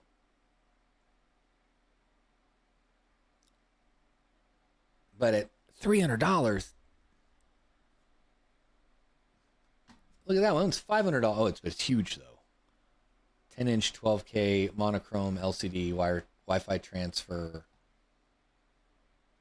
But yeah, no. So the Bamboo. If I was gonna get a new dedicated printer, I would want to get a Bamboo. Probably, maybe. I don't know. I haven't played with them, so it's like fucking, what is it? $1,200. So $700 for the printer. And then what about, oh, okay, there we go. For the combo, for the X1 carbon combo with the multicolor spool, it's $1,500. Wait, so what's the difference here? Why is this one? Oh, that's 12. I read that wrong. I thought it said 1,900.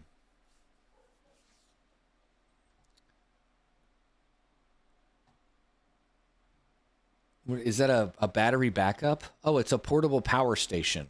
Runs the X1 Carbon for 29 hours. That's actually really cool.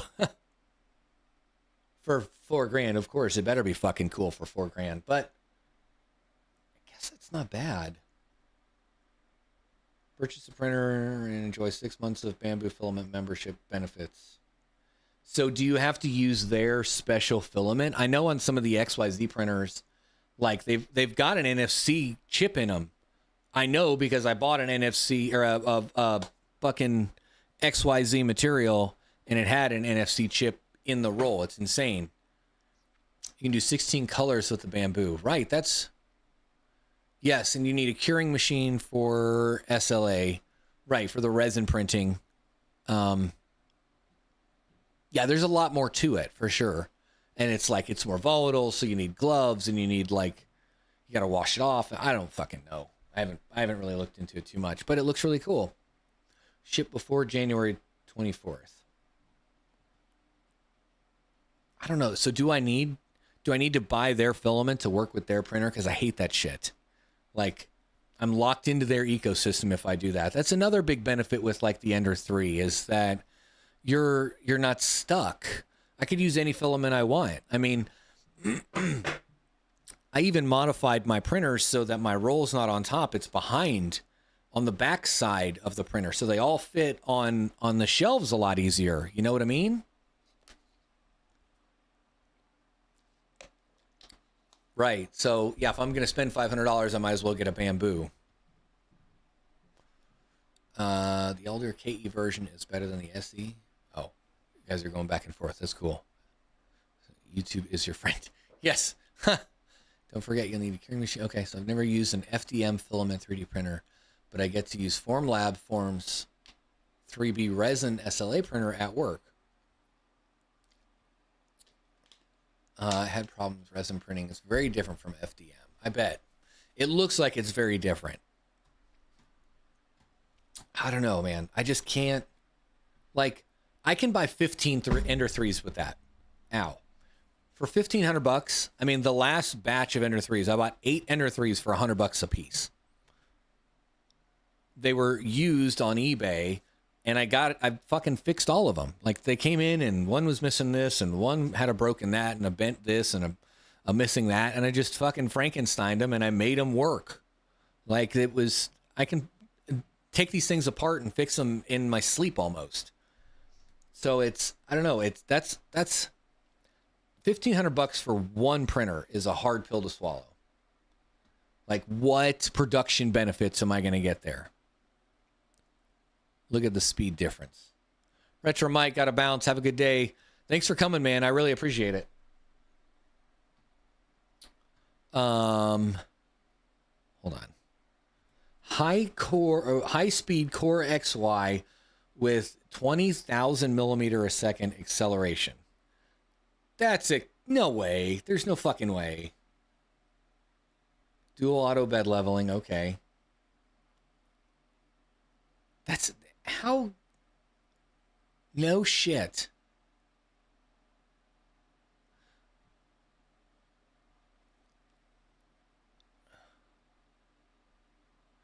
Printing fan shrouds, freedom stick parts, and dinky little projects. Yeah. Not if you got that panda money. Ain't nobody got that panda money. Patrick Murphy, that's for sure. Nobody's got the panda money. That's why we're all here. DJ Mine's in the house. Hold on. I've got a soundbite for you. Oh my God, who the hell cares? That's not it. I ruined it. Sorry, DJ. Love you, buddy. But I don't know, man. $1,500 for one printer. Like, how could that's not going to replace 15 printers for me in production, right? How would I be able to? I don't know. Like $500-600 for one printer that could replace, 3 to 6 printers. I could justify. I could see that, but I can't do that. That ain't gonna work. How much is the K1? What was it? I saw it was like 500, wasn't it? Yeah, $500. That might be doable if it's going to do things that my Ender 3s are not. So it doesn't do multicolor. It does print fast. It does have auto leveling. It does have filament runout detection, right? Besides the build plate size, I can print everything you can on that $1,500 printer on my Ender 3. Just takes a little longer. It takes a lot longer if you're doing multicolor. But yes. But okay, hold on. The P1, not the X1. All right, let's take a look at the P1. That's the small one, though, isn't it? Like, the build plate's too small on that for me. Come on, where's the store? Oh, that's the A1. Where's the P1? Okay, so the X1, the P1S, the P1P is $600. Okay. Same print speed. Upgradable and customizable flexibility. Compatible with an AMS. State-of-the-art electronics. What's the build size on this? What's the build volume? But it sounds like there is a lot of time spent overseeing maintaining units. So more units, the more time you're spending. That's true. He said, no, the P1S. Okay, go back and look at the P1S real quick. Bamboo Lab P1S. So it's $700. Oh, holy shit, $950. Oh, well, that's with the combo. That's with the AMS. Okay, that may be understandable. Okay. So just the printer then. That's $700. Got it. No assembly needed, I guess. Pull it right out of the box. Enclosed body for high temp filament printing. Okay. So you could print ABS on it. Built-in camera and whatever. Prints a Benchy in 18 minutes. No shit. Okay.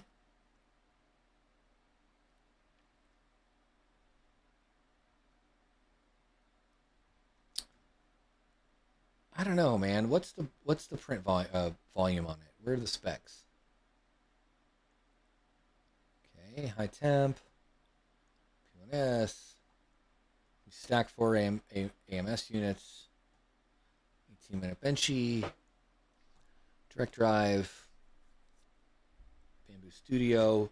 Is there a cost to use Bamboo Studio? That's another piece that you don't think about. I think his next worthwhile upgrade is the K1, but King, didn't you have issues with it printing so fast? Yeah, I thought King had some issues with it printing, or the way it printed or something. Right. Badell says, only issue I've seen about Bamboo is you have to buy their parts when it breaks or wears out. Right, and that's what I'm wondering, is there a license fee to use Bamboo Studio? Or any of their applications, because again, you're like tied into their ecosystem. It's not really open source. I do like the ability to print multicolor, and not just multicolor like at a line or a layer pause.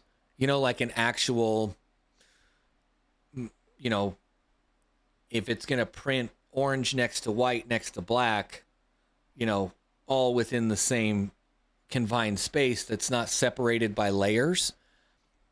The machine's going to go over, change colors, and then come back and print that new color, go back, change colors again, all automatically without you having to play with it. And also with Bamboo, last I knew you had to send files over Wi-Fi, and that takes a lot of time. Right. See, again, it's like more proprietary bullshit you have to deal with. Although, I haven't set up an Octoprint server yet. I mean, I could. I haven't done it. I use Pronterface, I think was the name of the app in the past. And it worked fine until the system had to do patches, and then it stopped working. But I would like to get away from SD cards. That'd be nice to just work on a design and say print, and it just fucking prints. That'd be nice. I just haven't gone through to set that up. I could use a Raspberry Pi and like Octoprint on each one of the printers. But again, that's more cost I have to spend when using SD cards on the same 30-something models that I sell in my stores. It's like that I just pick one of whatever models, because I'm not spending a lot of time focusing on making new designs and new models and stuff to print. So, I don't know. Yeah, 256 by 256 by 256. Oh my gosh, hold on.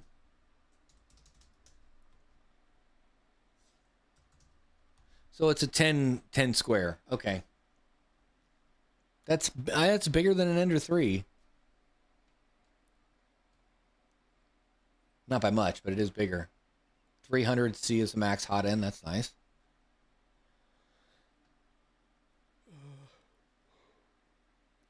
It's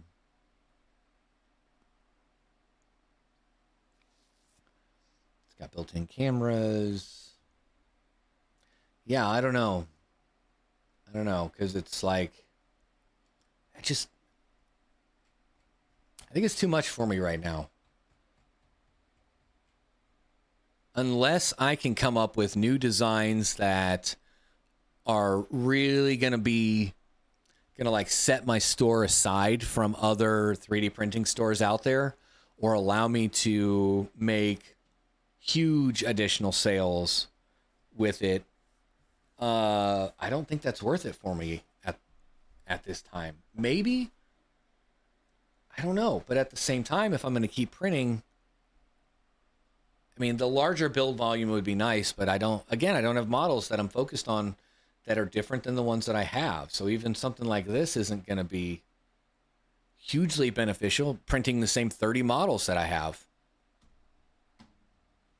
What aren't you mining with those three? Why aren't I mining with those 3D printers? Yeah.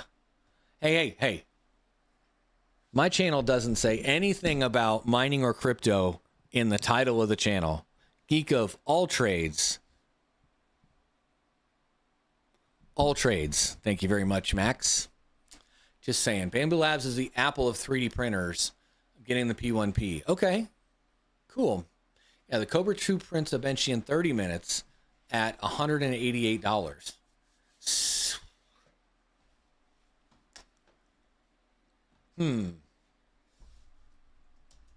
Cobra 2. Cobra 2 Pro for $400. Cobra 2 Max, that's the big one, the 500 square for $500. Yeah, see, these are just more of this FDM design. I don't know. I guess I got to make my own hard decisions here on what I do and don't want to continue doing with my 3D printing business. It's a lot of work. Time I could be focusing on other things. But at the same time, I've had my shop closed all month, and what else have I been doing with my time? I haven't come out with any, high-end fucking YouTube videos.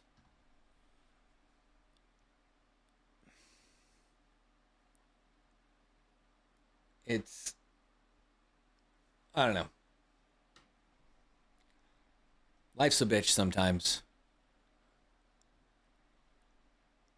My fucking Spotify died. You guys didn't tell me. The music stopped playing. Well, damn. I guess that's a sign that it's about time to go. Music stopped. The DJ said, fuck this. You're talking about 3D printers.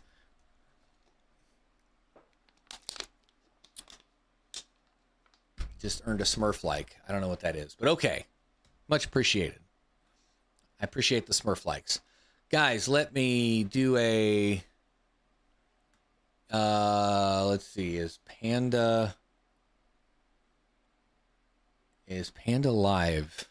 Panda's live. He's got 71 people watching. Let me do the raid thing. How do I do the raid thing? I go down to... Hold on. Nope, not that. This one. Redirect.